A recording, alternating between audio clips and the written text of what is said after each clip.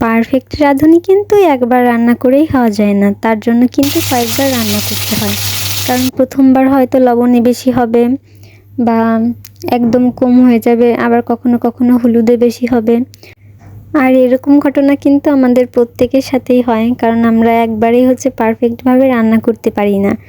তো আমাদের জীবনের ক্ষেত্রেও কিন্তু অনেকটা তেমনই, মানুষ চিনতে আমরা কিন্তু একবারেই পারি না।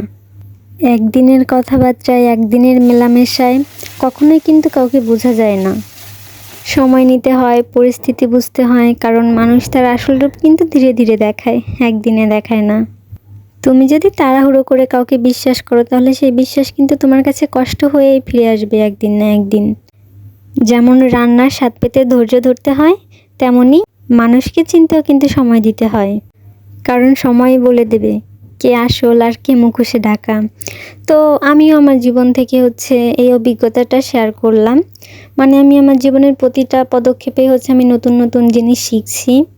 মানে যেগুলো আমি আগে ভাবতাম কি, কল্পনাতেও আনতাম না, সেই বিষয়গুলো এখন আমার সাথে হচ্ছে। তুমি যদি তাড়াহুড়ো করে একটা মানুষকে বিচার করো বা হুটহাট করেই তাকে বিশ্বাস করে ফেলো, তাহলে কিন্তু ভুল হওয়ার সম্ভাবনাই বেশি থাকবে। যেমন কাঁচা মাংস খেতে ভালো লাগে না, তেমনি কিন্তু অপরিপক্ক সম্পর্ক কখনো সুস্বাদু হয় না। সময়, ধৈর্য আর অভিজ্ঞতা এগুলো দিয়ে কিন্তু মানুষকে আসলে চেনা যায়। তাই জীবনে সব কিছু ধীরে নাও, বিশ্বাস করো কিন্তু অন্ধভাবে নয়। সময় দাও, সুযোগ দাও, পর্যবেক্ষণ করো। কারণ যেমন রান্নার গন্ধে অর্ধেক বোঝা হয়ে যায় যে রান্না কেমন হবে, তো তেমনই সময়ের পরীক্ষাতেই কিন্তু বোঝা যায় যে মানুষ কেমন হবে বা মানুষটা কেমন।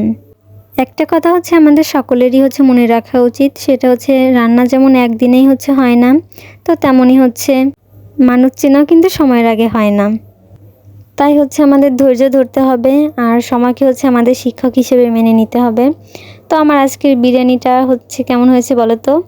যদিও একটু নরম নরম হয়েছিল, পরে কিন্তু ভালোই লেগেছিল।